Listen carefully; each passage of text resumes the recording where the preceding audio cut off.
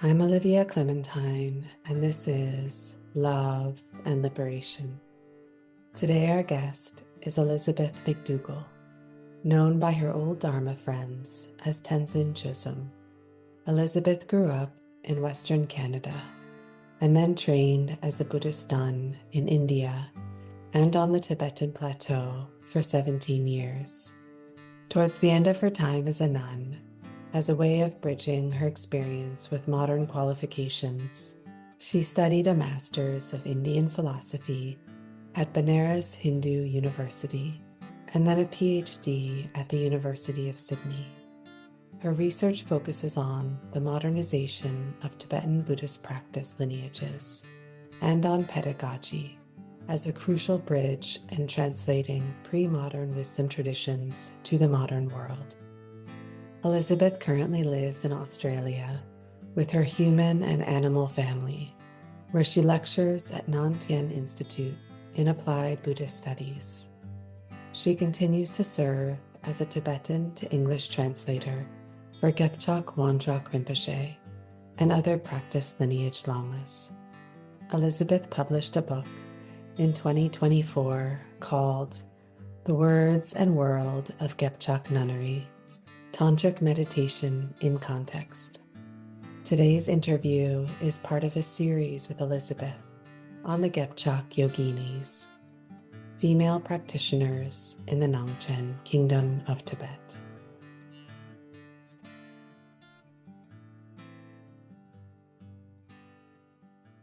Well, first of all, thank you so much for meeting. I'm grateful to see you here today. And let's begin with you before we jump into the Gebchak nuns. How did you end up at Gebchak in the first place? Well, good evening to you, and lovely to see you as well. I spent from 2006 to 2019, spending around 4 months of the year at or around Gebchak in Nangchen. And so I was a nun from March 1st, 2000 until 2017. I was a nun in the Tibetan Buddhist tradition, mostly based in India, in fact, entirely based in India. And I spent time over those 17 years at two nunneries in India. One was a Drupal and one was a Nyingma nunnery. And then in the summer times from 2006, I would go up to Gebchak nunnery for around 4 months. And if I wasn't at the nunnery itself, I would be maybe in a branch hermitage or another hermitage in Nangchen, sometimes with a family home. But the short story is I was a nun in India, and the first nunnery I lived at was a new nunnery. It was Jetsunma Tenzin Palmo's nunnery, and I was there before it was built. I was there for a few years, and I was volunteering to help teach English, but I was also having a real insight into what a Drupal community for nuns would be like, because of course in India, these major nunneries and monasteries are often kind of embedded in a larger community with Tibetan lay people living in a village around or several refugee camps around. And in the first nunnery, I kept hearing about how nuns are at the bottom of the basket in Tibet and had such a kind of second class to monks. But at this first Drupal nunnery, Dongyu Gyatso Ling nunnery that Tenzin Palmo had established, those nuns are really very privileged. They were giving all of these opportunities because that was her vision for the nunnery, and the lamas were very kind to them. You could kind of say it's a branch of Tashijong. So in the Kangra Valley in North India, about 2 hours from Dharamsala, is Tashijong. And Tashijong in Tibet was Kampagar, and Kampagar was the seat of the Kamtrul Rinpoche, very close with His Holiness the Gyalwang Drukpa, the Drubchen Rinpoche, I think mostly based in Ladakh and Bhutan. And then there's the Tashijong Kamtrul Rinpoche, but in Tibet there was one sort of main emanation of Kamtrul Rinpoche at Kampagar. So Kampagar is based kind of in, if I'm remembering correctly, sort of western central Kham on the border of the TAR. And it had very, very close lineage lines with Nangchen over the last couple of centuries, a few centuries, because the last dynasty of the Nangchen kings was Drupal. So the first Tsokyni Rinpoche was based at the seat of the Nangchen king and had very close, lineage transmissions and lineage relationships with Kampagar. And so before the Cultural Revolution at Kampagar, they had a very strong tradition of female yoginis called Togdenma. In fact, the Drupal tradition of yogis had the long dreadlocks and the white and red Zen, but they had the vow of celibacy, which wasn't always the case in Kham in those days. You would have a lot of yogins walking around, practicing very, rigorously, but they didn't all necessarily have the celibacy vow. But the Drupakagyu yogins called Dens also had the celibacy vow, and then they had the Tokdenma around Kampagar. And if you talk to the folks in Tashijong in India who are coming from Kampagar in Tibet, every now and then you'll hear about, if you think these Tokdens are great, the Tokdenma were really something. And apparently these Tokdenma in Kampagar, and these nuns, apparently they had very long, heavy dreadlocks, and apparently they would tie them up onto cords above their head as they did their yogas, just to lift the weight off their bodies as they were doing their Tunkor and Salung yogas. And then with the Cultural Revolution, Khamtrul Rinpoche fled to India, and many of the male Tokdens, who probably had close friendships and very close relationships with Khamtrul Rinpoche, which was allowed because they were men, they followed him to India. But many of the Tokdenma, who had a very close devotional relationship with Khamtrul Rinpoche, but maybe not so much on a daily basis, many of them were dispersed, and they didn't follow Khamtrul Rinpoche to India. So that tradition had been just kind of dispersed and lost. And so Jetsunma Tenzin Palmo was asked by the previous Khamtrul Rinpoche to start a nunnery deliberately to reestablish the lineage of Tokdenma, the female yoginis. And so that's why she started this nunnery. So the years that I was there, it hadn't been built yet. And then after I left, I think a few years later, she had her retreat center established. And then a small group of those women, and it grew very quickly to 100 nuns, and a small group of those women chose to go into the intensive yogini training retreat center. And so really the lineage lines between Nangchen and even Gebchak gonpa and Kampagar, really quite close. So I was at Tenzin Palmo's nunnery for 4 years there, but wasn't really very aware of Gebchak. But obviously I had heard about these yogini nuns from the Drupakagyu tradition, and, like everyone, very inspired. And then the second nunnery was a very large Nyingma nunnery of about 700 nuns in South India and Bailakupi. And in that nunnery, it was much more probably representative of what it would have been like in Tibet. So Bailakupi is the largest settlement of Tibetan refugee camps, and it has Sera Monastery and Namdroling and Drikunkagyu and Tashilumpo are all down there. And then at the middle of all these large monasteries, you have Tsogya Shedrupling, which is the nunnery connected with Namdroling, with 700 nuns. And in that nunnery, I experienced what it meant to, that nuns were treated by a double standard to the monks just down the road. And so I was becoming very quickly disenchanted with the Tibetan tradition and how it treated nuns. And I should say as a footnote that it's gotten so much better since the early 2000s, because of course the nuns have been given equal education to the monks. There's been this movement towards full ordination and just a lot more awareness of the need to equalize opportunities for men and women. So the nuns are much more autonomous in these nunneries nowadays, and I think probably things would be quite different in much better way now. So I was feeling quite disenchanted about the tradition I had signed up for as a nun. And around the same time, I ran out of money. And as a Westerner, in the Tibetan tradition, you're responsible for your own finances. So I had gone to Taiwan to teach English. And in Taiwan, this was 2005. And in Taiwan, I went to meet my friend Phil, who was a monk, an English monk who I'd met in India. And he had just come back from Gebchak. And if you've read the book, Calling the Lama from Afar, written by Jampa Kalden, so Phil is the English monk who's translating on their trip. And so Phil had just come back from that trip, and he was a mate of mine, and I went to see him. And he was there with a lama from Gebchak Nunnery who they'd all traveled with in the book, Wandrak Rinpoche, who's one of the tulkus of Gebchak Nunnery.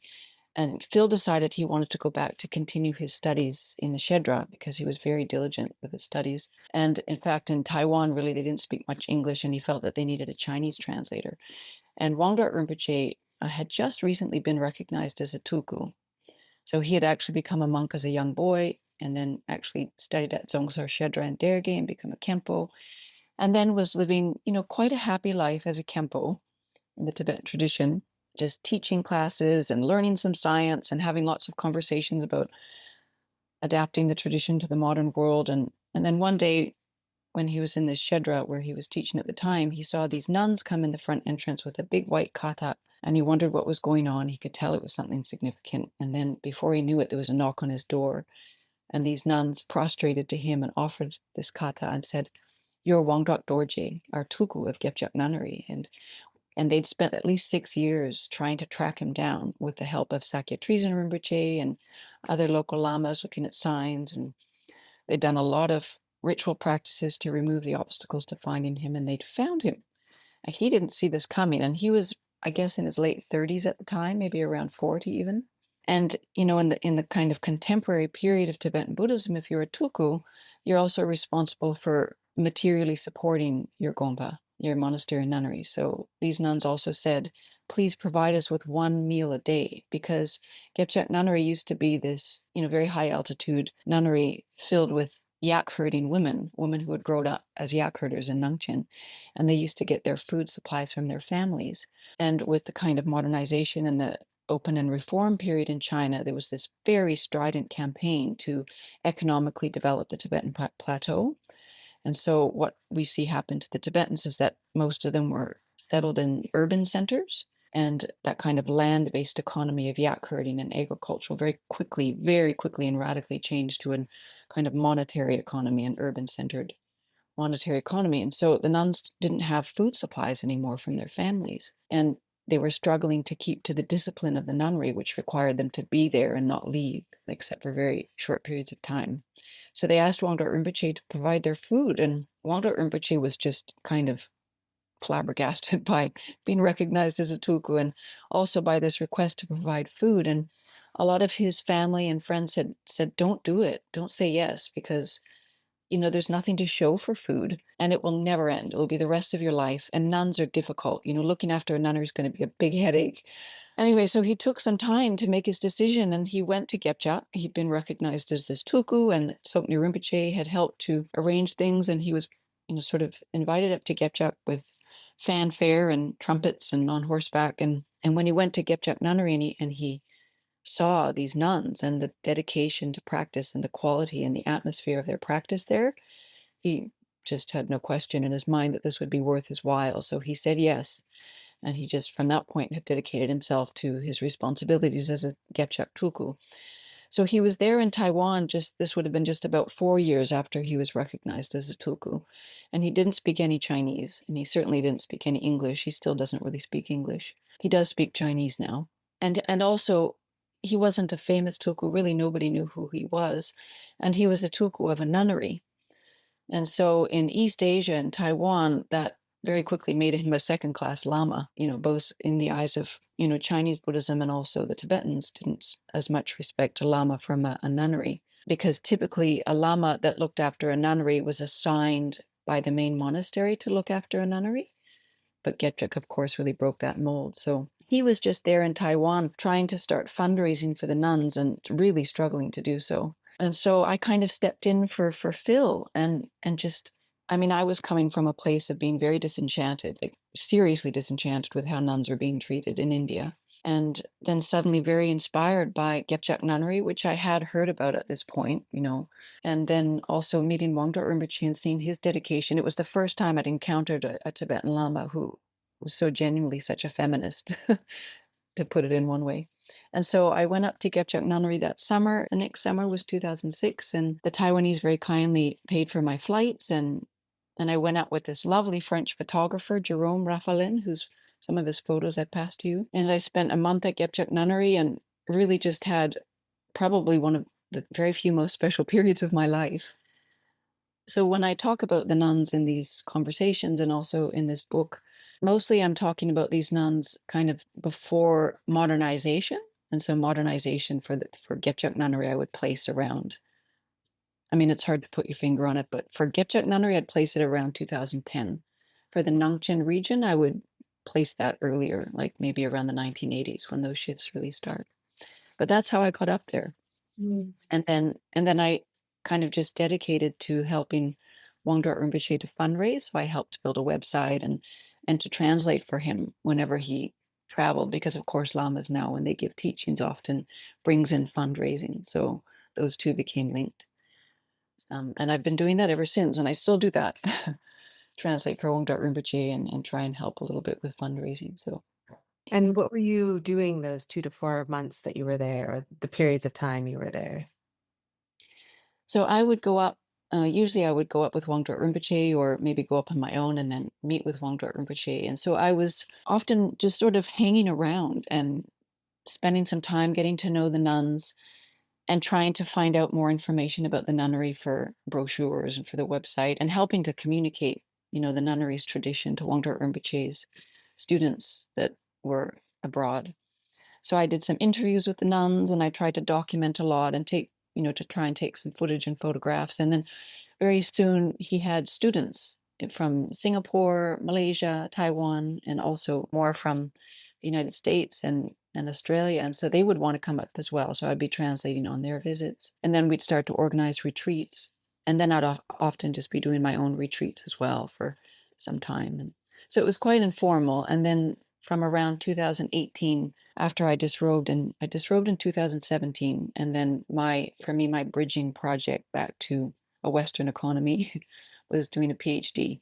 So I was doing these formal studies, and then I did my PhD on my field work, both the informal periods that I'd spent there.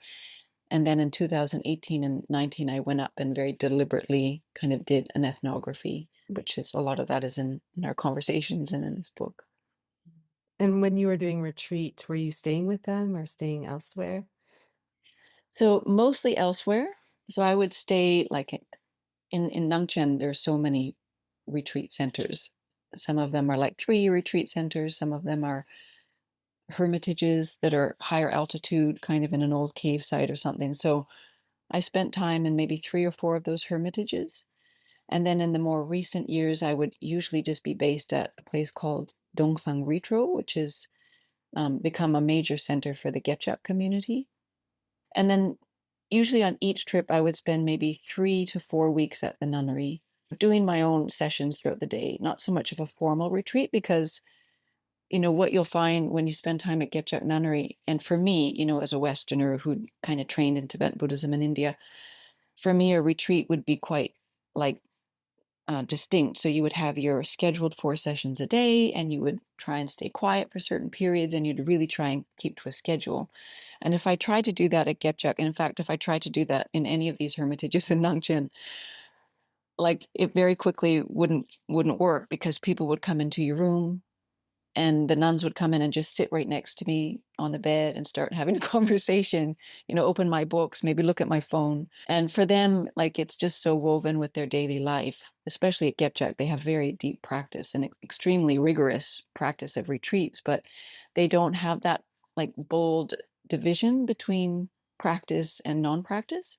And so I would, try my best to keep to my sessions, but often it was just sort of living the daily life with these nuns and doing my own sessions in my room, just learning from them.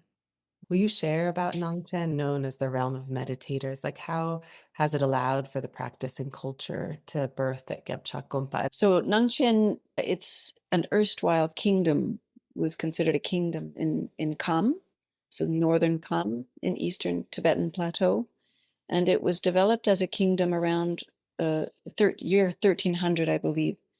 And so in the Yuan dynasty, when you had this alliance between the Mongolian Yuan dynasty and the Sakya lineage in Tibet, and Chogyal Pakpa, who was politically leading a lot of Tibet at the time, had legitimized some of these characters in Nangchen as political leaders.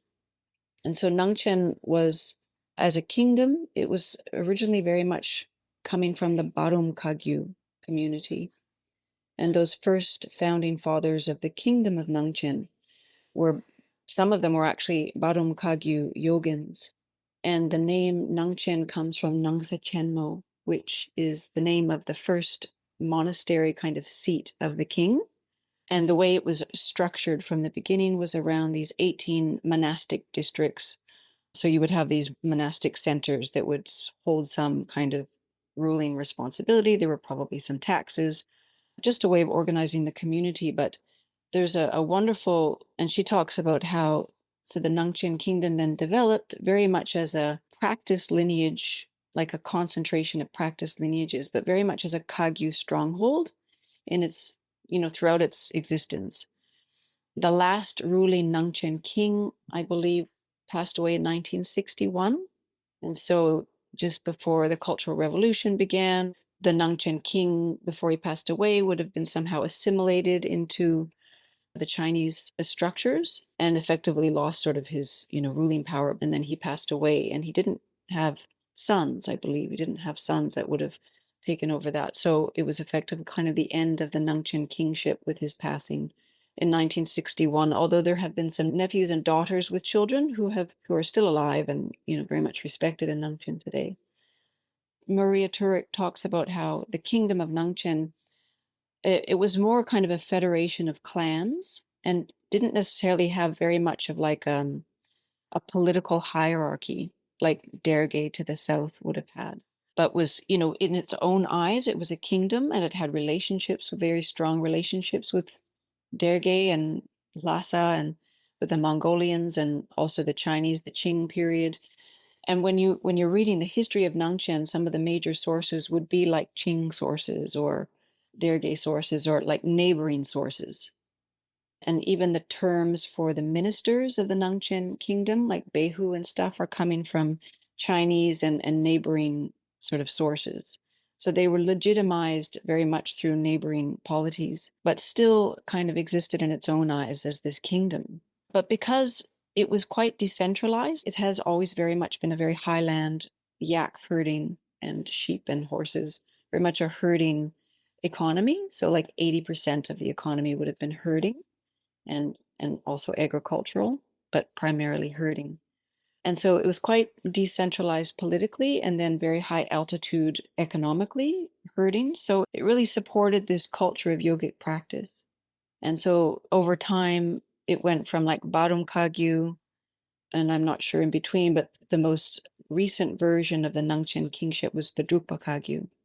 So like the last dynasty was a Drukpa Kagyu dynasty of the Nangchen kingship. So, and then during the Rime period, you had, very strong like cross pollination of Nyingma and Kagyu and Sakya, and even sometimes Gelugpa lineages. So it was very much a high altitude world with a very down to earth herding economy and a very down to earth practice culture and a very much a concentration of Drupgyu, these Drupgyu practice lineages. You also talk a lot about how the Rime movement really did play a role in Gebchak gonpa existing. And will you say a little bit more about its influence? Sure, yeah. So the Nangchen community and so many of these characters from Nangchen would have been very active characters in that whole Rime period. Tsang-Yang Gyamtso, the founder of Gebchak gonpa, would be a really good example. So he's somebody that produced 16 volumes of scriptures, of written scriptures. He had sort of a very close pen pal relationship with Jamgon Kongtrul, a close friendship, and then they would go back and forth in letter writing. And then he walked from Nangchen to see Jamgon Kongtrul and would visit Jamyang Khyentse Wangpo along the way and end up at Sadra Hermitage where Jamgon Kongtrul would have been living or at other places, usually hermitages, and go to visit him. And he would travel. So Tsang-Yang Gyamtso traveled down to Derge to visit Jamgon Kongtrul and Jamyang Khyentse Wangpo and other great masters. And he would travel with Tsogyal Doma and others and other lamas from the Gebchak community. So Tsogyal Doma was this wonderful nun, one of the original nuns of Gebchak nunnery, who was considered an emanation or reincarnation of Yeshit Tsogyal. And Tsang-Yang Gyamtso was considered an emanation of Gyawa Chotyang, one of these original disciples of Padmasambhava. So there's this real kind of, replication of that early source of the Nyingma lineage. Tsang-Yang Gyamtso, as an example, is a really good example for the Rime kind of culture because, first of all, he wrote a corpus of scriptures, and few things that characterize that Rime period is a real propagation of scriptural writing, very eclectic scriptural production, but also an attention to those early Indian treaties.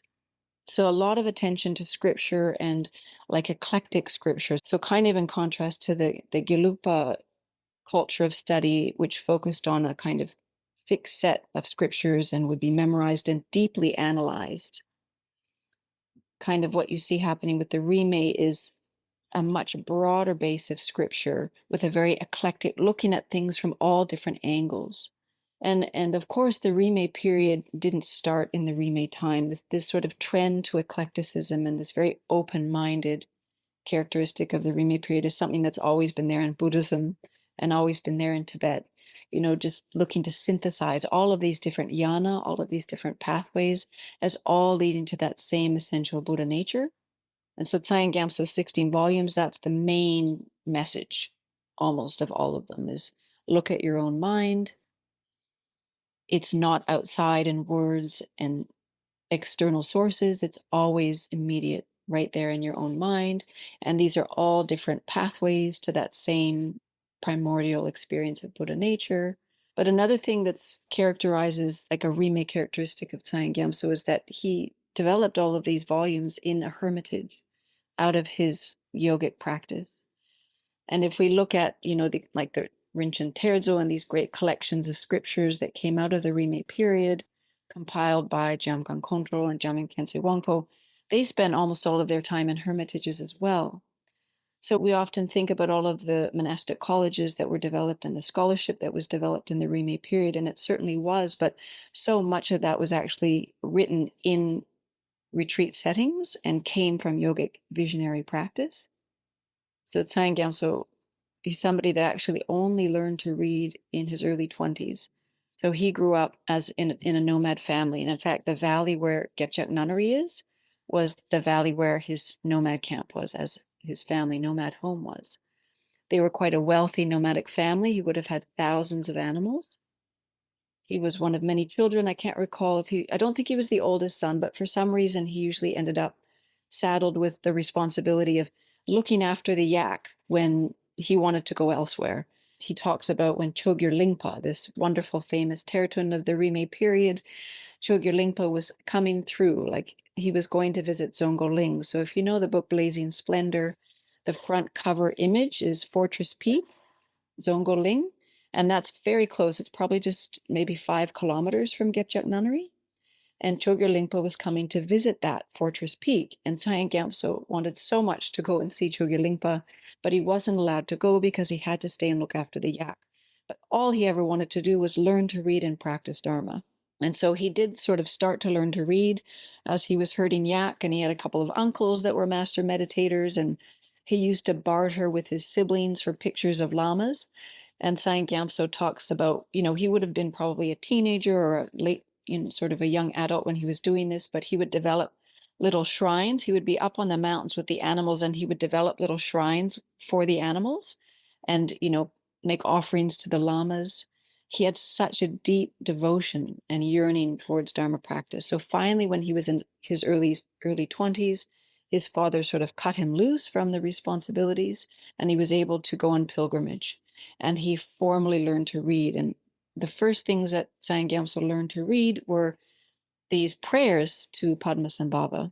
So he didn't learn in a classroom. He didn't learn with a textbook. He didn't learn with the rules of grammar. He just learned by reciting prayers over and over and over again, from deep devotion in his heart.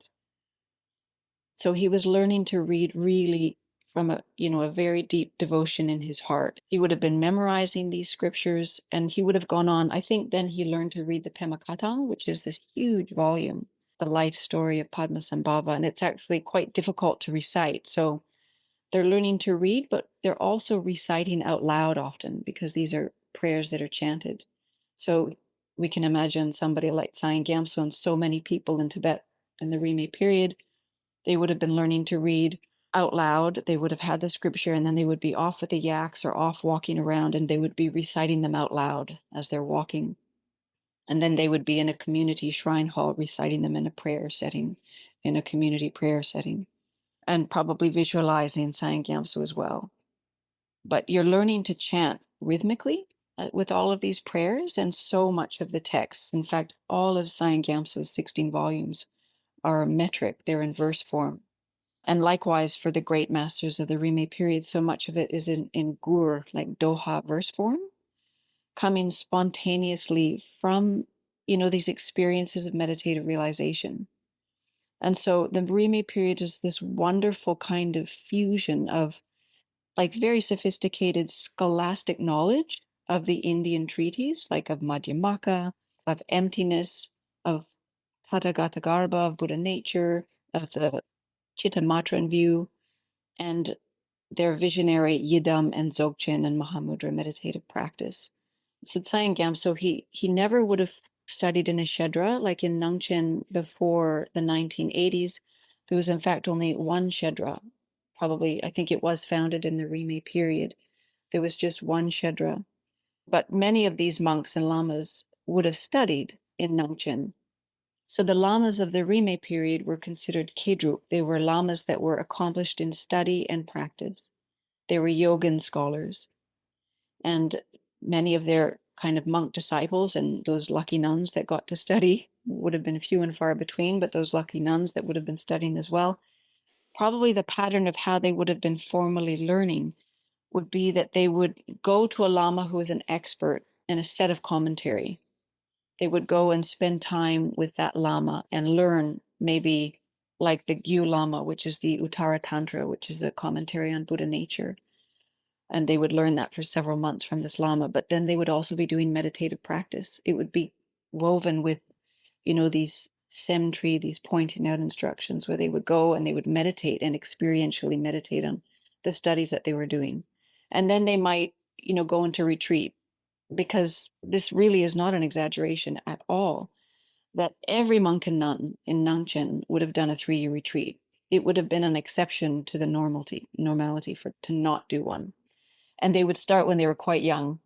A typical Gebchak nun would be doing her first 3-year retreat when she was about 15 or 16 years old. And then they might come out of retreat and then go on to learn from another lama, another lama scholar master of the period who was a specialist in mind-only school. And then eventually with the Rime period, because what was being accomplished in the Rime period partly was really fortifying these practice lineages. And there were so many practice lineages, all of these sub lineages of the Kagyu school and these Termo lineages of the Nyingma school and the Sakya school and, all over the place. And it was about fortifying them and giving them a bit of a stronger textual and political voice, because there was some encroachment from that centralized Gelugpa, you know, rulership and takeover of Kham. So they really did have to stand up for themselves and fortify themselves and defend themselves politically, and through strengthening your scriptural corpus and your scholarship, that actually gives you that voice to do so. And so you see a lot of shedras being established with the Rime period, but it's just so important not to overlook how much these hermitages were really the generation of those shedras. So probably many, many more hermitages were established in the Rime period than shedras, than colleges. What would you say the time period is? Like for this period where it's just assumed you'll do a 3-year retreat, or it's just assumed that anytime you receive a commentary, you'll then go into retreat. I mean, what is this time period we're speaking of exactly? So there was a nun at Gebchak gonpa who talks about being 11 years old when she joined the nunnery. I think that's probably pretty typical. They would have been quite young when they would become a monk or a nun, or if you were a monk or a nun, you would have joined a community, a monastic community, and then you would have started your training. It wouldn't have been like a shedra study in those days. It would have been like your training. So you would be memorizing the ritual texts and the texts that informed your tradition. But something that you can see, if you go to Nangchen, you can just see that every monastery would have a 3-year retreat, a drubchen 3-year retreat. So um, probably by their late teens, they would be going into a 3-year retreat. And that's just part of how they cook, kind of how they train. And then you can see, across Nangchen, quite a typical pattern up until fairly recently, and maybe even today. I haven't been there in 6 years, but most people, if not everybody, monks and nuns, would do that 3-year retreat. And then some of them, after a 3-year retreat, would really want to deepen that. And so they might go from the monastic drubchen, that 3-year retreat building, which is an annex of their nunnery or monastery. Then they might go to a kind of hermitage up in the mountains, which is also connected to the monastery. And it would be fewer nuns or monks that would do that, but certainly some of them would want to go and do more retreat, prolonged retreat in the cave or the kind of retro, the mountain hermitage. And then of those fewer monks or nuns, then there would be like 1 or 2 or 3 or 4 that would just disappear into the mountains. And they would come out every now and then and give a transmission. And eventually they would become renowned because they would become these Dzogchen or Mahamudra masters. But you didn't hear about them. And they would wander. They would just wander from cave to cave and hermitage to hermitage. And so, after the Cultural Revolution, with this vibrant revival of Tibetan Buddhism across the Tibetan plateau, especially Kham, where you have less administration, huge revival of Tibetan Buddhism. And there's so many masters, great masters of the practice lineages that people have and continue to flock to for transmissions. So just so much practice was happening in these regions. Gebchak gonpa is a mother gonpa, which is so unusual. Usually there's a monastery that's the father monastery, and then a nunnery is often a branch. But Gebchak gonpa is really a center of 40 different, at least, branch nunneries and monasteries. So will you speak of how it began and the relationship between Tsokyni Rinpoche and Tsang-Yang Gyamtso in terms of the formation of Gebchak gonpa? Tsang-Yang Gyamtso was born in 1848. And the first Drupwang Tsokyni Rinpoche, as he was known, Drupwang, the great yogin Tsokyni Rinpoche, the first would have been maybe a decade or something older than Tsang-Yang Gyamtso, and was living in Nangchen. And the first Tsokyni Rinpoche's seat was at Nangchen Gar, which is also known as Tsechu Gonpa, which is the seat of the Nangchen king. And this was Tsokyni Rinpoche's monastery. Tsokyni Rinpoche the first would have been, a primary lama to the king and an extremely, influential yogin lama of his time. And so Tsang-Yang Gyamtso, after he gets cut loose from his herding duties with his family, the first thing he does is go on pilgrimage because he's heard of the drubchen Rinpoche, the Gyawang Drukpa, so the head of the Drukpa Kagyu. And Drubchen Rinpoche is living in central Tibet. So Tsang-Yang Gyamtso goes on pilgrimage to Drubchen Rinpoche, and he meets a Dakini along his way. And a Dakini says, it's wonderful that you're going on pilgrimage to see Drubchen Rinpoche, but your real karma, your real guru is Drupwang Tsokni. Anyway, so he goes to see the Drubchen, and he meets the Drubchen, and Drubchen Rinpoche actually points him in the same direction. And the Drubchen Rinpoche, interestingly, ordains Tsang-Yang Gyamtso according to his request. Tsang-Yang Gyamtso wants to become a monk. But the Drubchen Rinpoche will only give him the vows of a Tsangchu Genyin, which is basically the 5 precepts, but without celibacy, which in this day and age is pointing him to, the yogic practice, which is involving some sexual practices. And so Tsang-Yang Gyamtso then returns back to Nangchen and meets Drupwang Tsokni Rinpoche at Nangchen Gar, where Tsokni Rinpoche is living. And sparks fly, and his devotion to Tsokni Rinpoche is textbook, classical devotion. He cries all the time. He cries like Tsang-Yang Gyamtso is crying all the time in his life story out of devotion to his guru. And he gives all of his possessions to Tsokni Rinpoche. And Tsokni Rinpoche transmits the Ratnalingpa termas to Tsang-Yang Gyamtso because he can see this is his karmic potential. And so he sort of stays at the feet of Tsokni Rinpoche and gets all of these transmissions, and then he goes off and does intensive retreat periods. Meanwhile, Tsokni Rinpoche, as an incredible yogin himself, is also in these long periods of really serious yogic practice.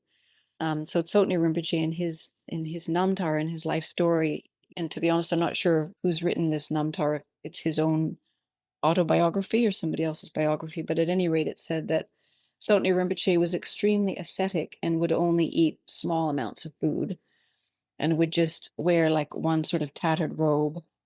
And so a very, very ascetic practice, incredibly dedicated and very visionary. So really the framework, and we can talk about this later, but really the framework of tantric practice in these pre-modern tantric lineages, practice lineages, is the yidam, the visualization of a deity, the self-visualization of a deity. And if you read any of these scriptures coming out of the Rime period, it's always because there's always a vision of some deity. So Tsokni Rinpoche is transmitting these practices to Tsang-Yang Gyamtso, and he says to Tsang-Yang Gyamtso, listen, I know you want to stay here with me, but your potential, your karmic calling really is for the women, because of course all beings have equal Buddha nature, but women just simply don't have an opportunity to practice it, to fulfill that. And this is Tsokyni Rinpoche's vision. He sees this, but he can see that Tsang-Yang Gyamtso is the one who's got to like build the shop, so to speak. And just kind of a footnote. So there was a nunnery in Kham, sort of southward in Kham at the time, called Drakar Monastery. And the scholar Nicola Schneider has done some work on this. And she says that, like, Khenpo Jigme Phuntsok had said, for there to be 100 nuns at Drakar Nunnery at this time was quite a miracle.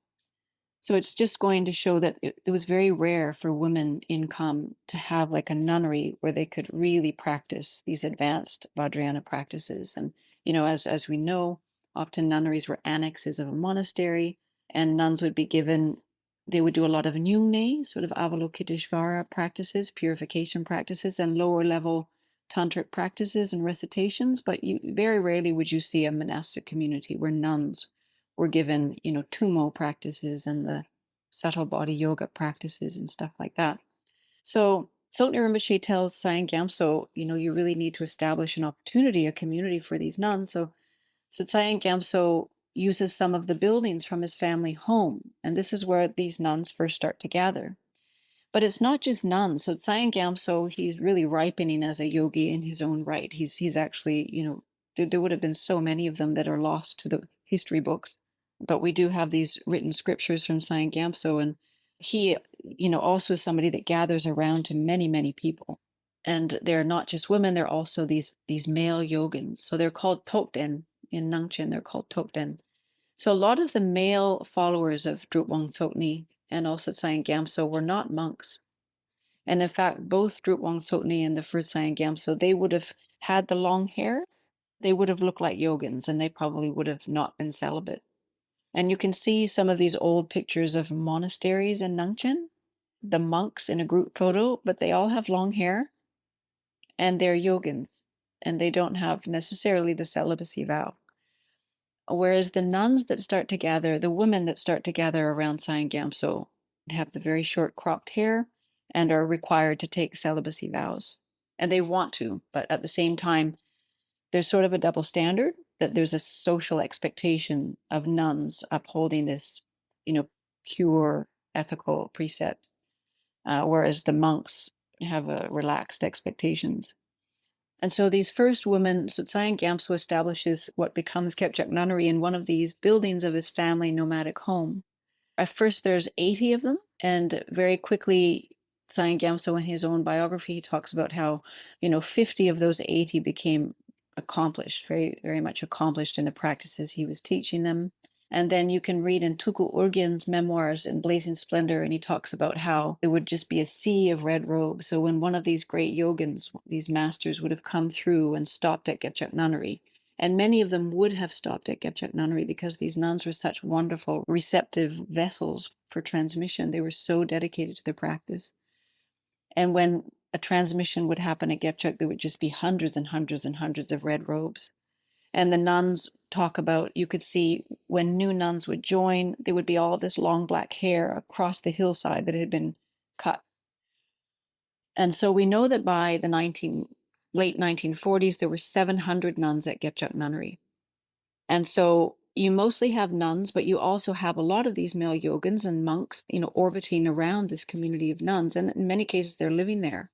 And even today, there are a few monks and male yogins that live at Gebchak Nunnery. But what happens, and I won't say much about this because, in Tibetan Buddhist communities, the sense of propriety and also the secrecy around the sexual practices is something that's a part of their tradition.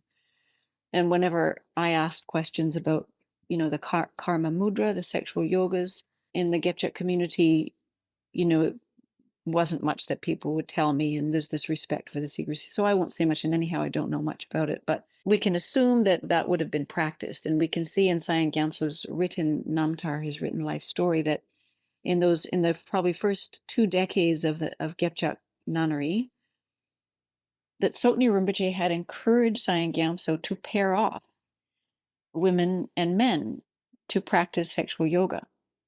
And Tsang-Yang Gyamtso was very anxious about this because the Nyingma tradition in Tibetan Buddhist history has always had to, clean up its act and sort of defend itself against scandals and, the sort of loose ethical kind of rules. Anyhow, so he does this, and I think the sexual yogas are being practiced to transmute very powerful energies. But in many ways, it's also used as a test, in the same way that these like wet sheet ceremonies are used to demonstrate, the mastery of that yogic practice.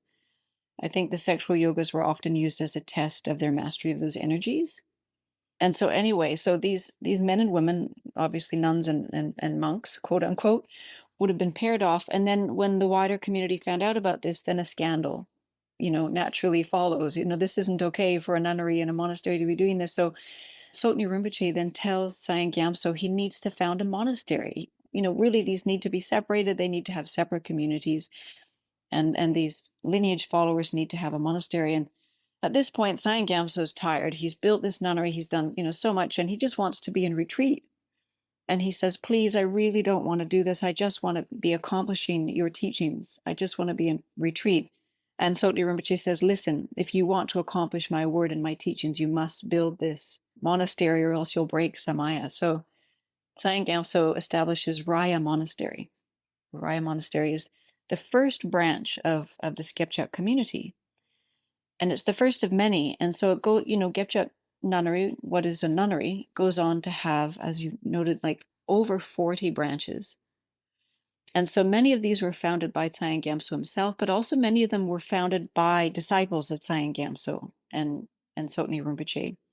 So very early on, you get the Gebchak Lagu, which are the 9 lamas of Gebchak gonpa. So these would have been 9 kind of outstanding, mostly male yogins, who would be also continuing the lineage. And how they would continue the lineage, quote unquote, was by establishing gonpas, by establishing sites and expanding the lineage.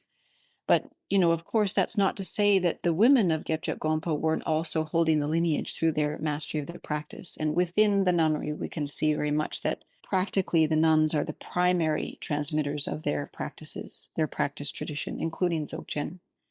But the nuns of Gebchak gonpa, they've never written anything. They've never gone off and established a nunnery so much. But most of those 40 branches were nunneries, and 3 of the branches were monasteries. So the rest of them were nunneries, and they would have had several hundred. But then, of course, with the Cultural Revolution, that all was put on a major pause. And then since the revival, I think most of those branches are small hermitages. There are a few that are large nunneries, and Raya Gonpa, which was that first branch, is now a vibrant Shedra monastic college with strong links to Ladungar, which is sort of the center of the Tibetan Buddhist universe today in Tibet. But yeah, it's very unusual for a nunnery to have branches, let alone 40 branches, and for Gebchak Gonpa to be the Magon, the mother nunnery of all of those. But the branch monastery, Raya Gonpa doesn't necessarily like to see it that way. I think they would like to see themselves maybe as the center of the lineage, because they are, writing and publishing and spreading the teachings farther than the nuns are. But if we look at the history, we can see that Gebchak Gonpa is that center and the beginning of the branches in a sense. So Tsokyni Rinpoche, he also would have spent a lot of time, and there would have been a lot of joint transmissions. Tsokyni Rinpoche would have been giving transmissions in this valley, this Gebchak nunnery area. And you can see today there's this log cabin, there's this house that's still there at Gebchak nunnery, which is where Tsokyni Rinpoche did retreat.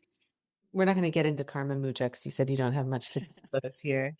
But just with the comment you made about all of these yogins, that they're lay practitioners, the men are lay practitioners. Do the women not want to be lay practitioners? Are there any lay Gebchak yoginis, or is everyone taking the precepts and, is celibate monastic?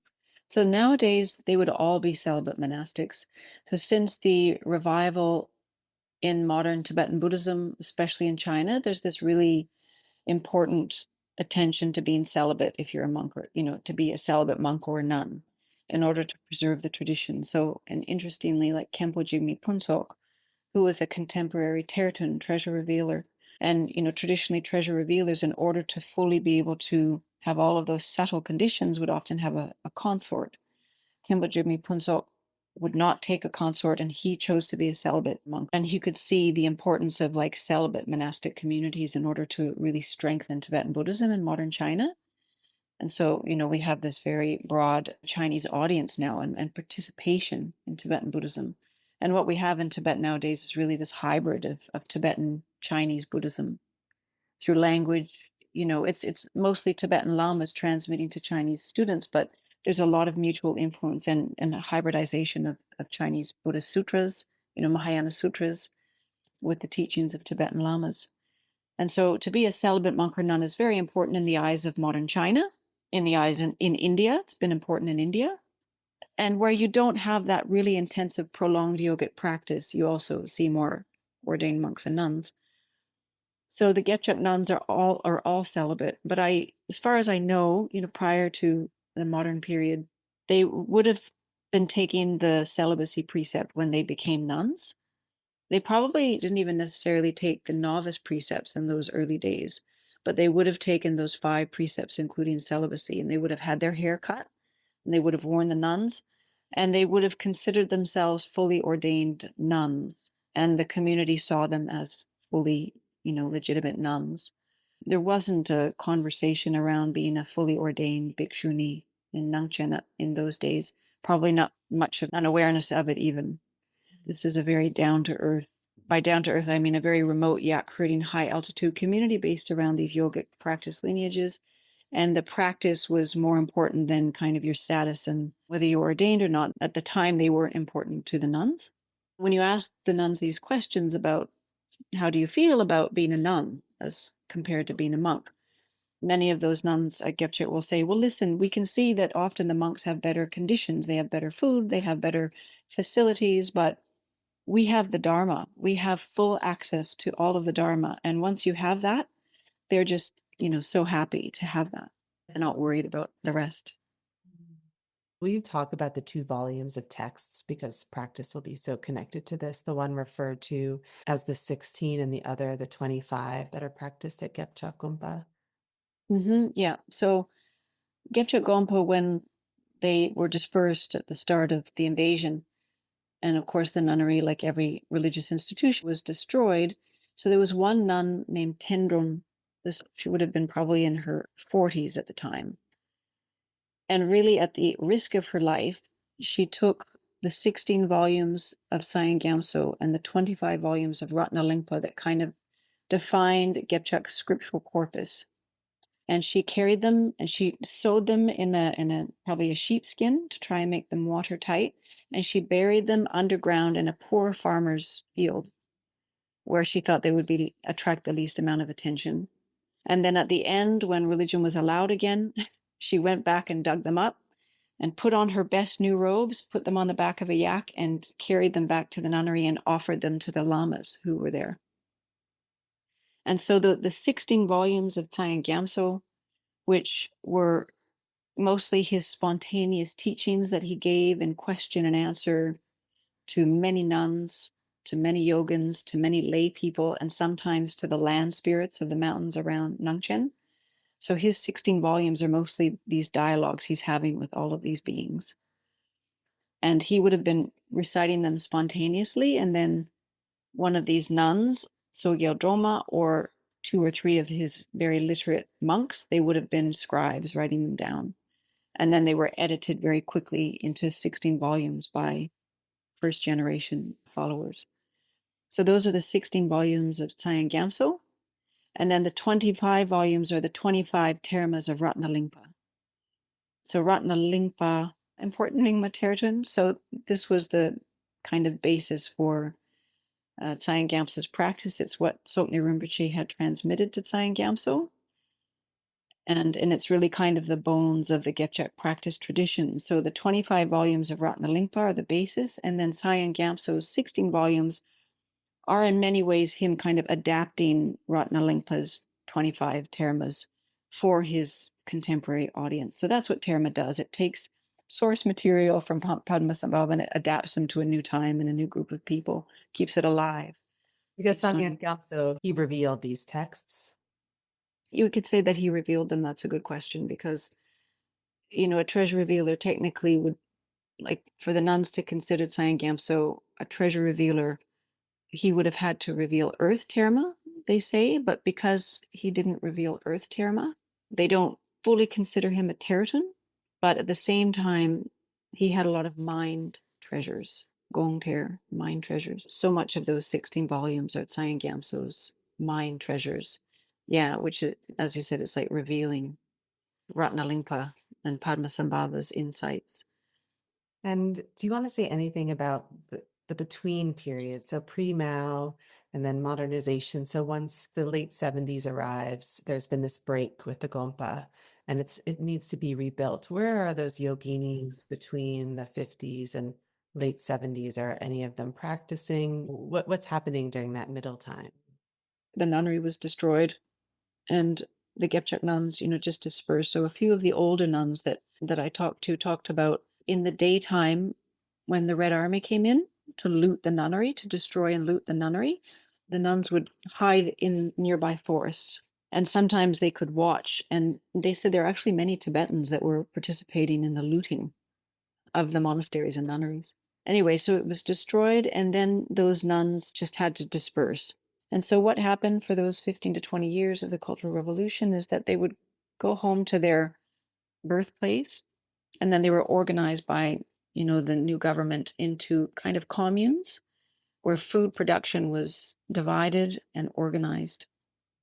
So they mostly did farming and herding in sort of commune type situations. And of course, they weren't allowed to overtly practice religion, so they could not wear their robes, they couldn't look like nuns, and they couldn't recite mantra out loud. But you do hear a lot of stories just in general of people who just practice silently in their mind. And there's this wonderful story of Sherab Zangmo, who's this amazing Dzogchen master, senior Gebchak nun, that during the Cultural Revolution, she pretended that she couldn't walk. So she was actually fine, but she pretended that she wasn't able to walk, so that she was able to lie down and continue just meditating throughout most of those years. And then when they were allowed to practice religion again, she kind of got up, quickly got her legs back to work, and then went on a kora, just started walking around Fortress Peak, near Gebchak Nunnery, and she was fine. So the nuns that did survive immediately, as soon as they were allowed, the amount of fervor and energy that the Tibetans had to revive their religion is really, really inspiring. So the women who were still alive, and from what I've heard, there were around 60 or 70 of them, they immediately came back to the Getchak Valley. And there were a few senior, male lamas from the Gebchak lineage who came back, or also younger generation tulkus who came back. There would have been 3 or 4. And they built a couple of big tents, these black yak wool tents. They built a couple of big tents, and they gathered. And the first thing they did was a drubchen. So a mendrup is when they consecrate a lot of local herbs into sacred medicine. So they would be consecrating it with a lot of, tantric practice into these sacred herbs that they then distribute to everybody as sort of a blessing that you can eat. And a lot of Tibetans would rely on it as medicine when they were ill, for mind and body. So they did a drubchen, which drubchen is these extended group sadhana ceremonies. So they'll last about 7 to 10 days. Often they go for 24 hours, and they're very intensive, like sadhana of the Tibetan Buddhist tradition, with a lot of ritual music, the mudra, the gestures, the hats, the costumes. There's some cham dancing. And throughout all of that, these nuns would be visualizing the Buddha, like whatever yidam or Buddha is of the sadhana. So if it was, Amitayus, for example, they're visualizing Amitayus. And the whole sadhana is about great accomplishment of oneself as Amitayus. So drubchen means great accomplishment, but really in tantric Buddhist practice, or in Tibetan Buddhist practice, you'll hear that word drupa again and again and again in the terminology, which means accomplishing. And what's going on, of course, is the nuns are awakening to Buddha nature. They're awakening to the nature of their mind. But they're doing that as people. The yidam functions as a way for them as people to relate to that ineffable, tacit kind of energetic way of being as a Buddha. It's symbolic, but not symbolic as something abstract from you, but something that in a way is an emanation of you. So they're doing these sadhana ceremonies and mantra and visualization, and visualizing them with their chakras, themselves as a Buddha. And all of this is a way of awakening to that Buddha nature.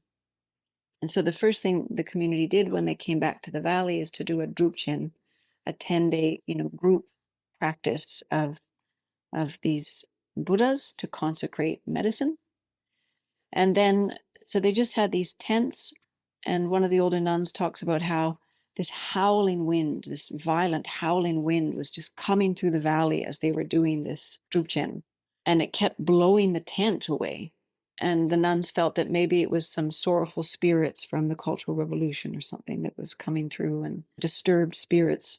But at any rate, you just get on with what you're doing, and that's what the practices are for. And then eventually the nuns and the lamas and the local lay community, because there are a lot of nomad, villages and communities around them, and the animals, they all got together and rebuilt their shrine hall out of local materials, so just mud brick and stone.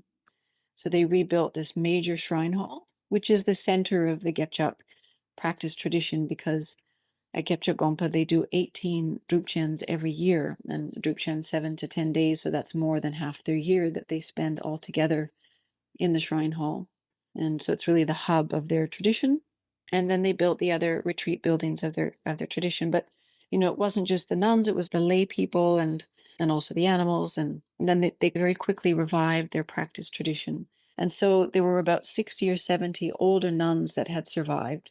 And they would have been also around 70 years old at that point, 60 or 70 years old at that point.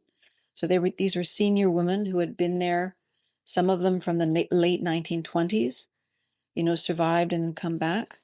And the devotion the Gebchak nuns have to their tradition is really, really moving. And many of the nuns have made a vow to never leave the nunnery. And when you see some of the nuns, like a couple of the nuns that have died, and they're younger nuns that didn't do very many years of retreat, but because they were there and they felt this devotion, they died and they vowed to be reborn in the nunnery to serve the nunnery in their next life. So there's such a devotion for the tradition. And so you have these senior nuns that have returned, and then these nuns start to die.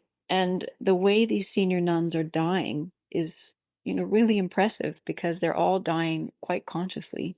And they're dying with joy, and they're dying with gratitude, and they're dying with no worries. And so Gebchak gonpa already has quite a good reputation in Nangchen. It's quite a renowned nunnery by this time. So it was founded in 1892, the time of Tsokyni Rinpoche, Tsang-Yang Gyamtso. It's flourishing very quickly. By the 1950s, there are 700 nuns. And so it's quite renowned in the region. So after the Cultural Revolution, when things are reviving, the families in Nangchen, if they have a daughter that they want to send to become a nun, they would often think of Gebchak gonpa if they have devotion to their culture. But also there are many young women who maybe had an aunt or an older sister or a cousin who was a Gebchak nun, and they would maybe go to visit the nunnery, and they would see the nuns doing these drubchens. And for a young girl, the drubchen looks kind of fun, because there are these colorful hats and musical instruments, and you get food and yogurt. You get good food when you're in a drubchen, and it looked quite fun. So many of these young girls would want to join, and so they would go and they would live with their older aunt or whatever, or families would send a young nun. And then they would join these older nuns that had survived, and these older nuns were reviving every aspect of their practice tradition. I meant to ask you earlier, when you were actually talking about the kingdom itself, was the role that the Gebchak nuns had with the king. Will you just talk about that exchange? So the Gebchak nuns, they were asked by the Nangchen kings at times to do these like ritual practices to prolong the lifespan of the king, which was quite common for a king in a Buddhist country to have monks doing these longevity rituals and empowerment rituals. And actually, the kingdom of Nangchen, it was early on, it was a Baron-Kagyu kingdom. It was founded kind of along the principles of like a Buddhist mandala. And you would also have 33 districts according to the Tantra with, the heaven of the 33 Buddhas. And so, in any pre-modern Buddhist world, often the kings were empowered by the religion, and the king would be seen as kind of an emanation of a Buddha, and many times quite devout, not always, but in Nangchen it was usually the case. So what happened is that Tsang-Yang Gyamtso passed away in 1909, And in his wake, actually, Tsogyal, who was this nun we've heard a little bit about, who was really a lama in her own right and also literate, was able to write. She was sort of appointed as the leadership for the nunnery after Tsang-Yang Gyamtso passed away. And then Tsang-Yang Gyamtso was reborn as the son of the Nangchen king. And also Tsokyni Rinpoche the first, whose seat was at the seat of the Nangchen king, was also reborn in the family of the Nangchen king. And so for Tsang-Yang Gyamtso to be reborn as the son of the Nangchen king went a long way to making Gebchak gonpa what it was in the long term, because it really, got that royal patronage and connection. And it wasn't just Tsokyni Rinpoche's reincarnation in Tsang-Yang Gyamtso, but I think in total there have been 8 members of the Nangchen royal family who have participated at Gebchak gonpa, like either as lamas of the Gebchak lineage or as like royal patrons. And so it was quite common because the nuns were very respected in Nangchen for the quality of their practice. That really they were the best it gets, probably.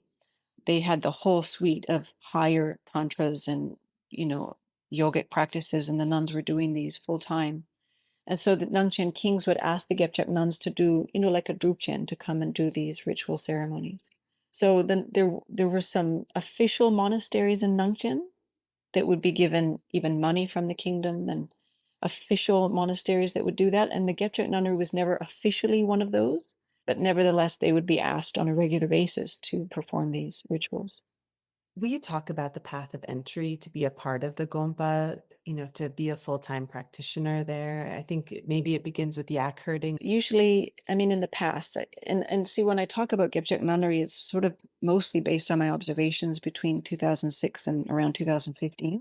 And things really changed. And between 2010 and 2015, and since then, things have really changed. But generally, over Gebchak's history, a nun would join usually in her early teens, like around age maybe 10 to 12. She'd be a young girl, and she might have like an older relative who was a nun at the nunnery. And so what she would do is come into the nunnery tradition, and there might be a room for her with some older nuns. And the first thing she'll do is be taught how to read.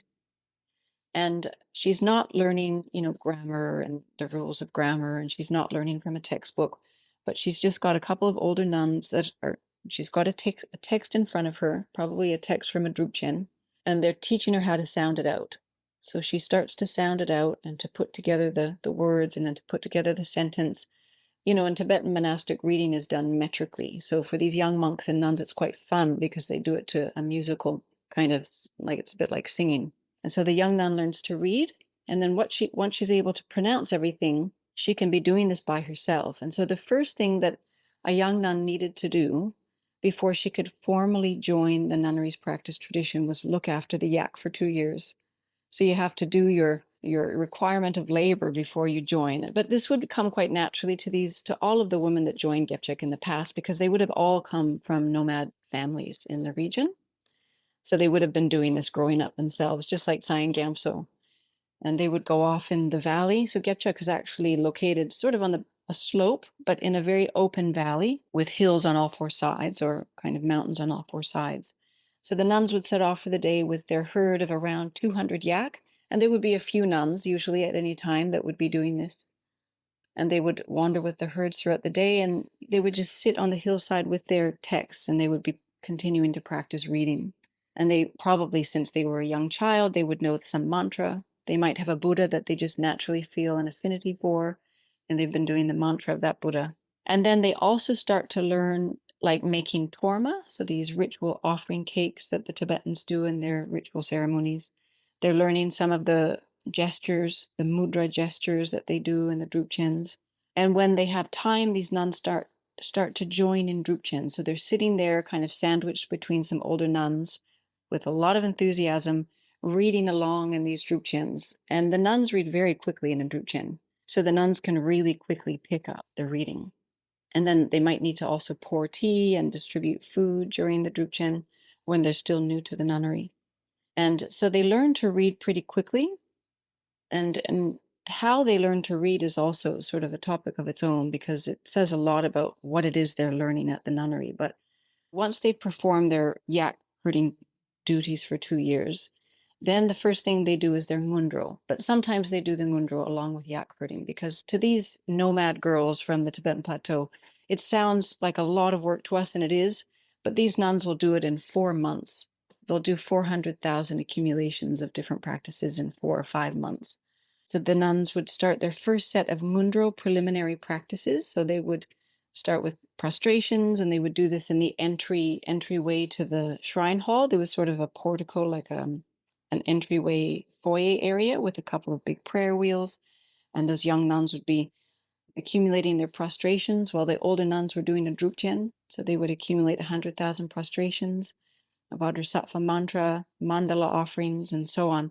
And in a way, they're quite creative practices and a little bit colorful. So, it probably is kind of interesting for these young girls to do those. And then after doing 400,000 preliminary practices, then they do 100 sets of nyungne. One set of a nyungne is a 2-day fasting practice to the Buddha of compassion. Very beloved by Tibetans, especially Tibetan lay people love to do a nyungne. It's really connecting you with the suffering of life. You really connect your heart to just the suffering of life, and then you connect that to your compassion for all beings, and you purify. So there's some fasting and prostrations. So the nuns will do 100 sets in a row of nyungne. And after that, they do a 7-month retreat of a protector Buddha in their tradition. And this is kind of a preliminary retreat that they see as removing more of the inner obstacles to deeper practice. So they do 7 months of a Vajrakilaya protector kind of retreat. And then when there's space in the 3-year retreat center, the nun will join the 3-year retreat center. So usually by this time, she's maybe 16 or 17 years old. And she'll join the 3-year retreat center with around 20 nuns.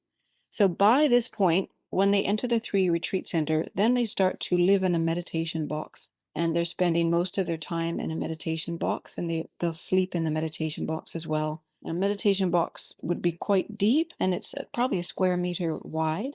And they have a lot of comfortable cushions and blankets. So when they sleep, they can curl up and sleep quite well.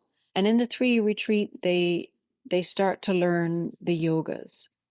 And so at Gebchak gonpa, they start to learn the yogas from day 1 of a 3-year retreat. So often in a 3-year retreat, if one is following Jamgon Kongtrul's retreat manual, for example, one will do those salung or the prana and nadi yogas more towards the end.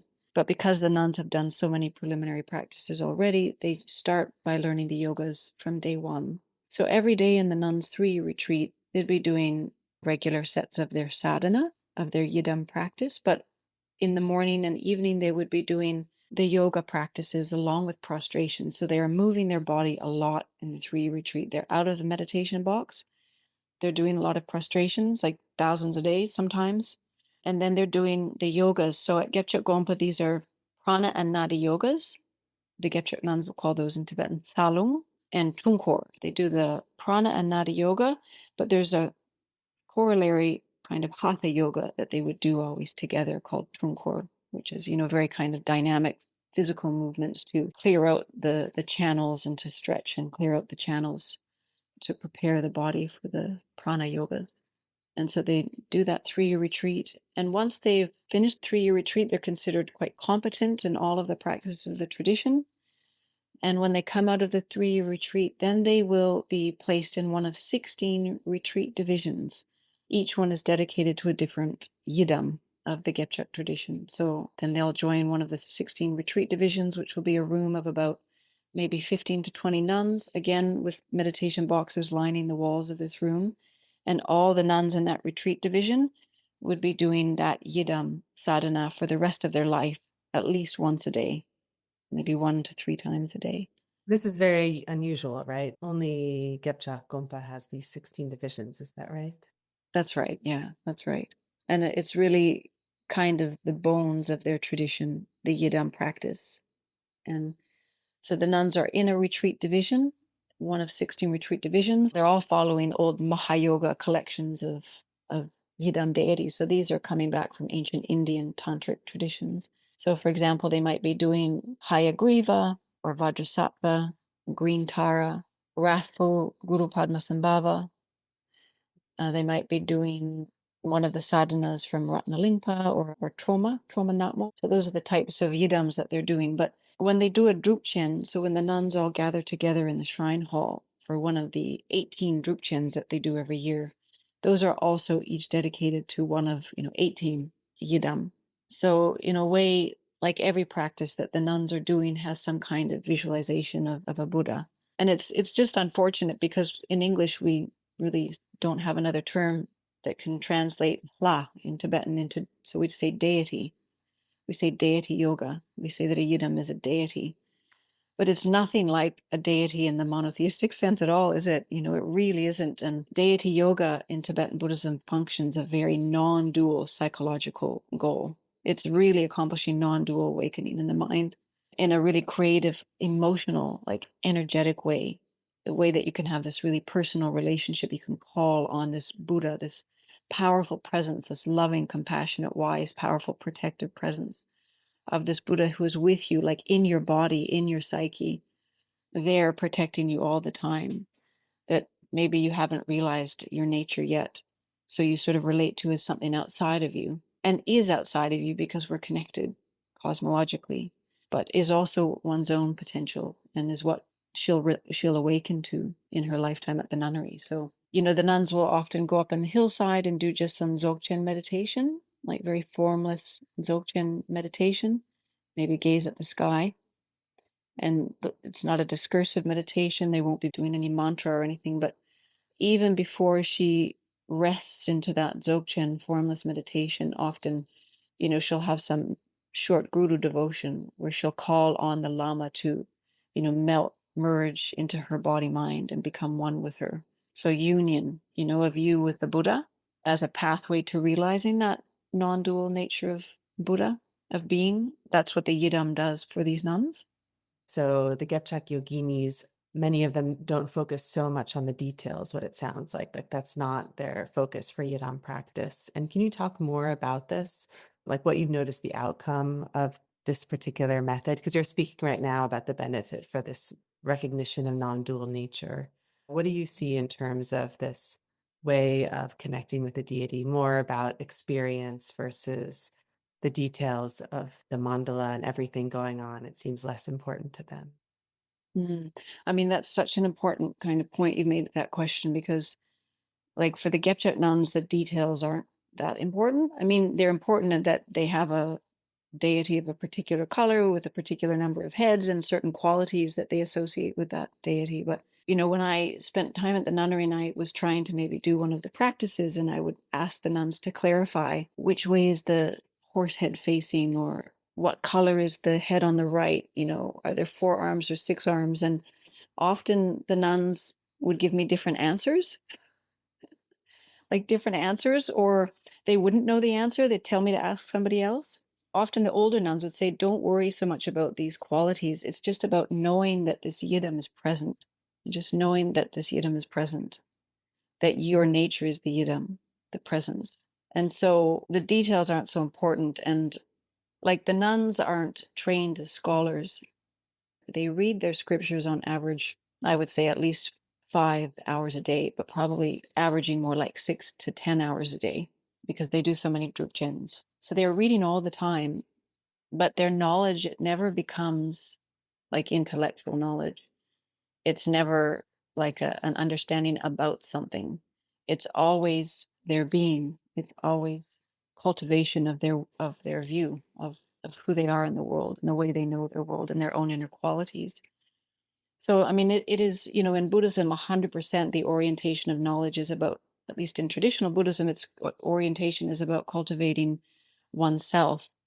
It's a way of being in the world. So, it's a philosophy, but it's a philosophy about how to be. So the Gebchak nuns, when we ask for clarification or explanations, like an intellectual explanation about their scriptures, often they weren't interested or they weren't equipped to do so.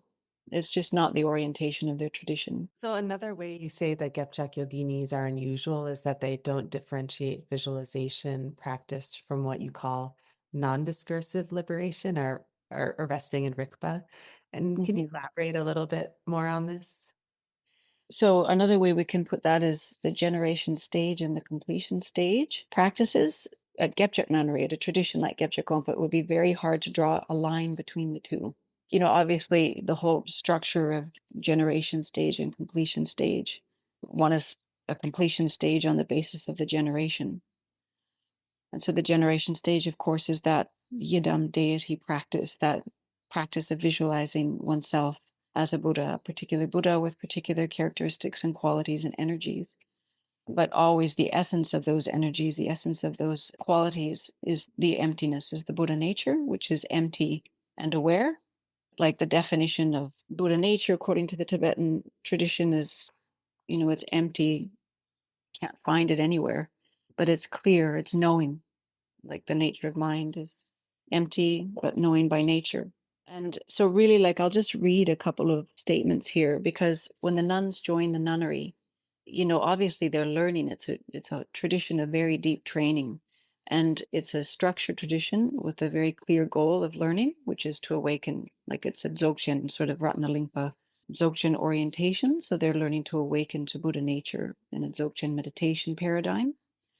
But when they get teachings, which they get all the time, sometimes there'll be a visiting male lama who will give a formal transmission. Sometimes it will be a yogin from the Gebchak community who's lived in a mountain cave who comes down and gives them many hours of formal transmission about their nature of mind, like teaching them how to meditate, how to look in meditation, helping them to recognize what is already there. And then sometimes it's just that between the nuns themselves, like over soup in very informal situations. It's just permeating the nunnery in very informal ways as well.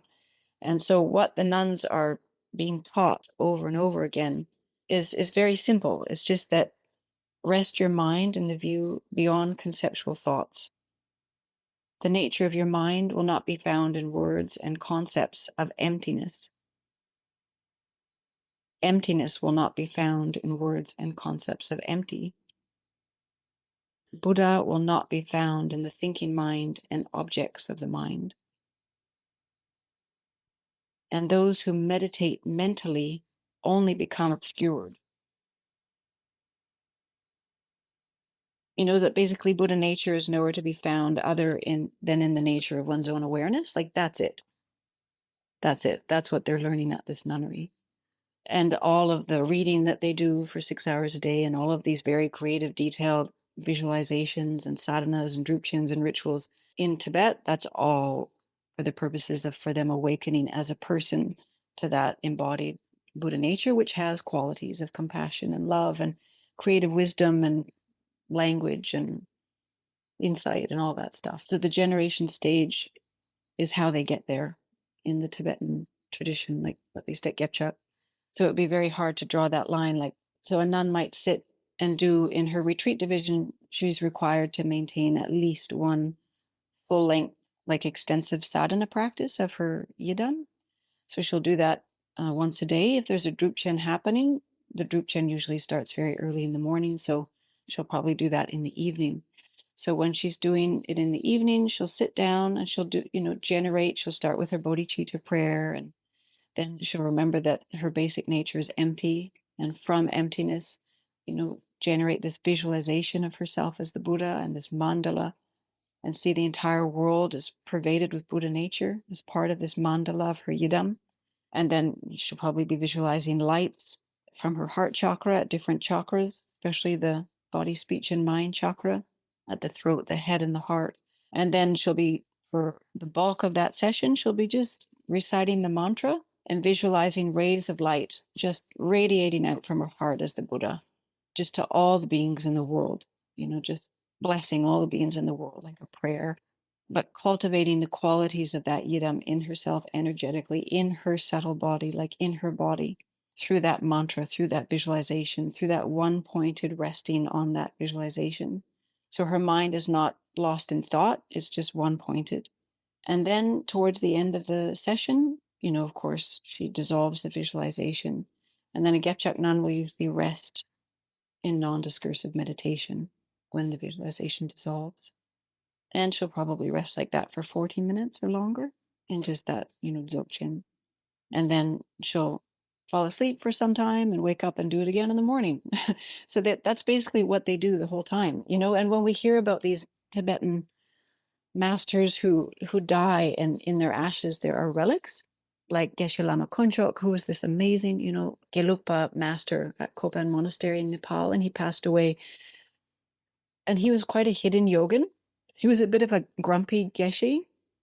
He was much loved, but he wasn't very kind of outgoing. And then he passed away, and he left in his ashes like long black hairs. His yidam was Vajra Yogini, and his tongue, it was like this, his tongue from after his cremation looked like mother of pearl with an image of Tara on it, like a really clear image of Tara on it.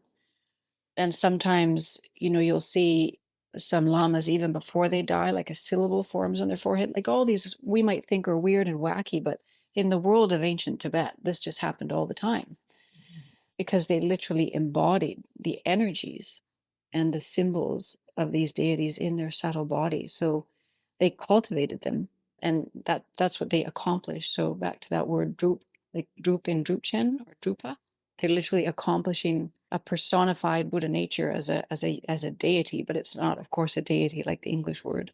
It's just your divinity, sort of personified Buddha nature. Hmm. So will you share about the typical day for a Gebchak practitioner? I think in the last 10 years, it could be different. We can talk a bit later about the modernization of Tibetan Buddhism in Tibet, in China, since the 1980s, and how that's affected Gebchak nunnery. But generally speaking, like up until the last 10 years, a typical day for Gebchak nun would be, and this is just from the nuns I've asked, it might not be typical for all of them. If she's finished her 3-year retreat, and she's in her retreat division at this point, so she's in her mid-20s or later, she would wake up probably about 4 o'clock. And so we're at 4,500 meters. So it's very high altitude, a very kind of arid, very rarefied atmosphere. And you get these two nuns, a few nuns will go up to the top of the shrine hall with these very long horns, these Dungchen horns. That's the alarm clock. And there's no light pollution, there's no noise pollution. So from, the dark night and from the deep sleep, the nuns are awoken by these long horns into their practice. And so most of the nuns would be waking up into their meditation box. It depends what's going on. So if there's a drubchen, like a cultivated Gebchak nun who's done her 3-year retreat, the first thing she would be doing most likely is probably spending some time just resting in the nature of mind, remembering, doing some meditation.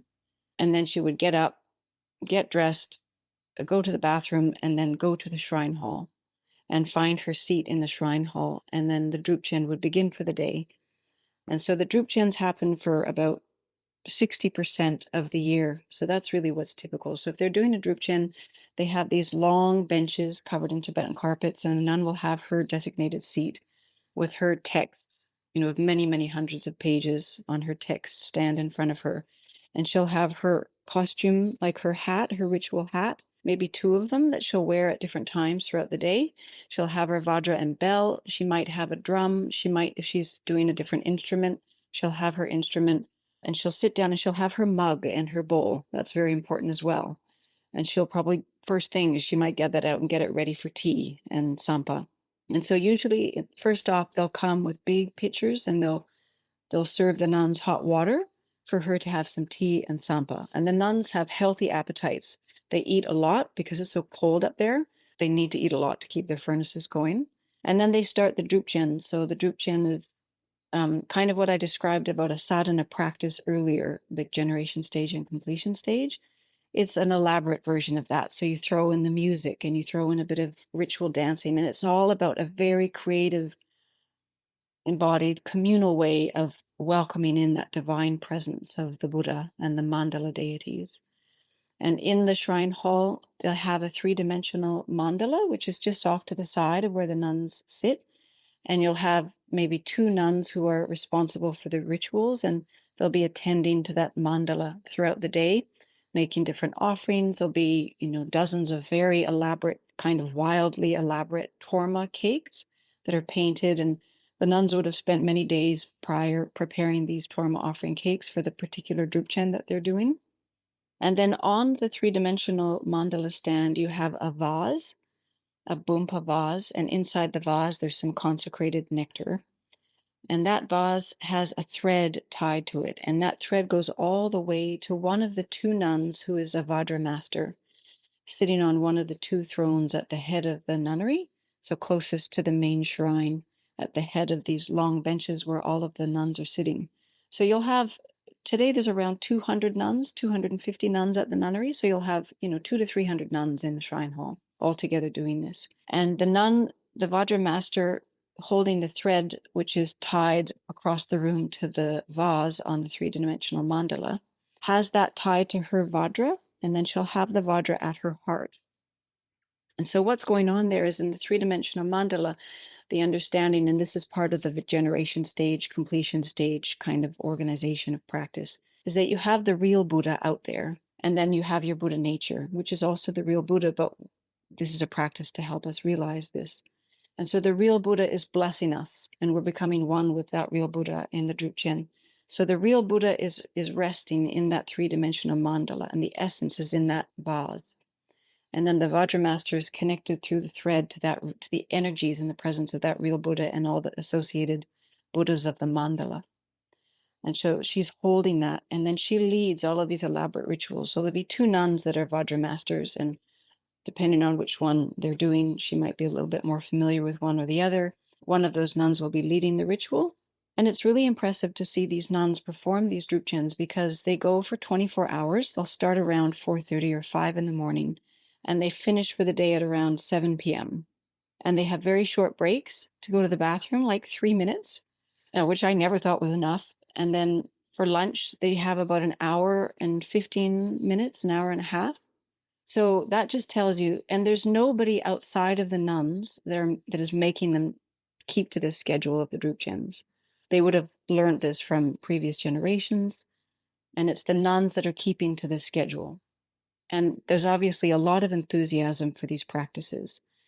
And so the nuns are impressively concentrated throughout the day. And so they're sitting cross-legged for most of the day for long hours. They're reciting, they're visualizing. There's some short periods of silence, but you kind of feel as the days progress through a drubchen, which might go for 7 or 10 days, you kind of feel like, it's hard to explain, but you feel like this sort of silence builds up in the drubchen, like this profound quality builds up in the drubchen. I mean, obviously there's still chanting and reciting. It's not like actual silence where they're not reciting, but you just feel like this sort of like energy build up in the room as the days go on. And so the nuns in the back row, who are usually the younger nuns and maybe haven't done as much of the retreat practice yet, usually they're kind of hanging out and maybe having naps, maybe talking to each other. And the last time I was there, 2019, at least then, they didn't have their phones in the drubchen. Actually, they had their phones, but they weren't using them. And that was also peer pressure, just the nuns modeling to themselves in an impressive way what was expected. So when I asked the nuns about it, they said, listen, if we get on the phone, it's just understood that this isn't appropriate, and we would need to go to the door to talk on the phone. So nobody does it. But they actually do have their phones in the drubchen, because when these kind of more exciting cham dances, like when the nuns stand up and put on their costumes and do special dances, then they all want to video it. So they have their phones to take photos and video. But on the most part, they're very concentrated, and especially the older nuns in the front rows are like really impressively concentrated throughout the whole day. And you can kind of see that's really what is training the younger nuns. It's just their example, because most of the nuns are coming from, the same villages, the same regions, and they're the same ages and peer group. So it's very hard for them to discipline each other, like outwardly. Even though they do get assigned these roles of disciplinarian, they keep the rules, but it's very hard for them to, do it with each other. And so they'll have this drubchen day. It will go until lunch, and they're reciting. And then in the evening, they'll finish around 7, and they'll do a yidam deity practice in their own retreat division. And then in the morning or in the evening, there's a yoga room, which is in the basement of the retreat division's building. If you see a aerial picture of the nunnery, you can see that there's one very long building there, and that's the 16 retreat divisions where all of the nuns, or most of them, are living. And in the basement of that building, which I've never seen, is the yoga room where the nuns do their yogas. And in the past, they would do them every day. And usually they would do them in the morning and the evening. And some of the nuns might do them more often. And so they'd go and they'd do some yoga practices before or after their yidam practice and then go to bed, go to sleep probably at around 11 o'clock. So that's during a drubchen.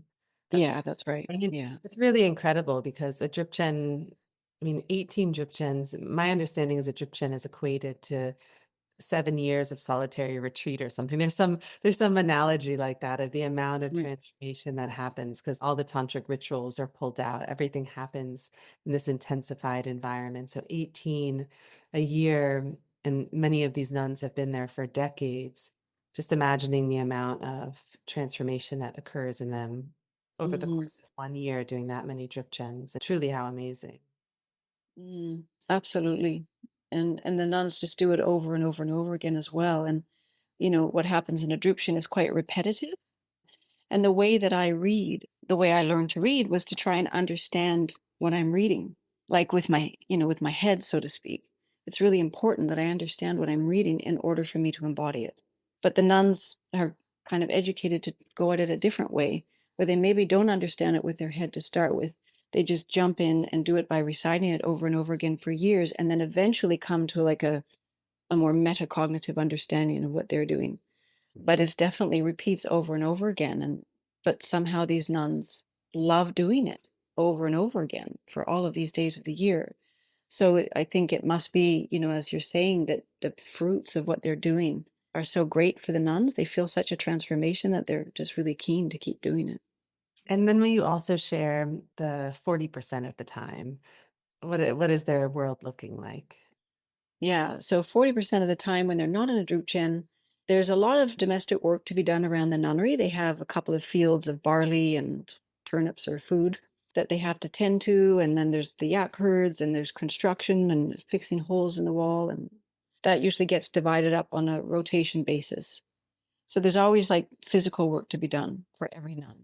And then, so the nun will wake up usually quite early, like 4 or 5 a.m. She might have slept for about 5 hours, maybe 6 hours in her meditation box, kind of curled up, leaning back. And the first thing they'll do when they wake up is a session of their yidam practice. And if it's not a drupchen, they'll recite this together in their retreat division. And then it will end with that quiet meditation for about 40 minutes. And sometimes you'll see nuns get out of their boxes and sit at the door and look out at the sky. And then after that first session of about 2 or 3 hours, the nuns will get up and have breakfast. So, usually, breakfast, there'll be one nun in each retreat division that is responsible for bringing in the hot water for the tea. And then the nuns will have their roasted barley flour. Each one will have her own sack of roasted barley flour, and then they'll mix their tea with the barley flour and have breakfast. And then they go out for the day and they might have some work to be done. And then they'll have lunch, usually all together. So it's kind of a mixture. It would probably change throughout the year. But what the nuns definitely do a lot of is kind of less scheduled practices that are very much formally part of the tradition, but not so much formally part of the schedule. So, for example, they'll do these sets of Nyingni every year. So Nyingni again is this fasting and prostration. It's a purification practice to the Buddha compassion. And then they'll do a dark retreat every year. So usually for about a week, a group of nuns, and not all of them, just the ones that want to do it. If they have time, they'll do about a 7-day dark retreat. So there's an older building at the nunnery that they're able to seal up all the cracks in the walls and seal up the door. And they'll go into this dark retreat for 7 days. If they don't have any responsibilities, then they'll also do a Togdens practice. So you might have seen the nuns have these holes in the ground on the hillside behind the nunnery where they do Togdens, which is the advanced stage of Dzogchen practice, where the nuns, and they especially will do this in winter. So in Nangchen, there's a strong tradition of doing 100-day meditation retreats in winter. The lay people do it, monks and nuns from all the monasteries and nunneries will do it, and it can be any practice that you're working on. But at Gebchak, the nuns like to do 100 days of Togdens meditation in these holes in the ground. And do they stay in the hole in the ground at night? I was curious if they actually are staying there for the 100 days, or do they go back inside at night? As far as I know, they'll come back, but they might stay out there for most of the time. They might come back for food and just to sleep at night, but they're out there for long days. And a few of the nuns have even built little tiny kind of meditation boxes or little tiny mini retreat houses, maybe 2 meters square, up on the hillside, because it's a vast open valley with a lot of land. And they'll just go out to do a little bit more solitary meditation practice. So they'll do that. But the nuns take turns taking responsibility. So, you have your standard monastic rules like the disciplinarian, the manager looking after the food supplies, organizing events, looking after the money and that kind of thing. You have the kitchen duties. So you'll have a few nuns that are doing the cooking for a month or for 3 months for all of the nuns. That's a huge job. And then you have the satellite nuns that will come in and get the food or get the boiled water and bring it back to her retreat division. So that's her responsibility for her retreat division. And then you'll have one nun for a period of about, I think it's a period of about 3 to 6 months maybe, who's responsible for keeping the yidam practice going during drubchen. So she won't go to the drubchens during those months. Instead, she'll maintain the yidam practice, but also the protector prayers for those retreat divisions. Because in Tibetan Buddhism, they do a lot of protector prayers, which I think is really, really interesting. Because, of course, these Tibetan protectors, they, generally speaking, were originally all land spirits that Padmasambhava had harnessed to be Dharma protectors. But these are earth spirits, fundamentally. And at Gebchak, they do, the mainstream Nyingma protector practices, like the Tsering goddesses, and then the 3 other ones. But they also have special practices that have developed over generations as they've come to be intimate with the spirits of the land around them. And these are integrated into their protector practices. So, like, their connection to the land is so integrated into their practices. So in Tibet, they do hours of protector practices. So in a drubchen day in Tibet, they do the main sadhana, and then they'll spend about half an hour doing dedication prayers at the end of the day.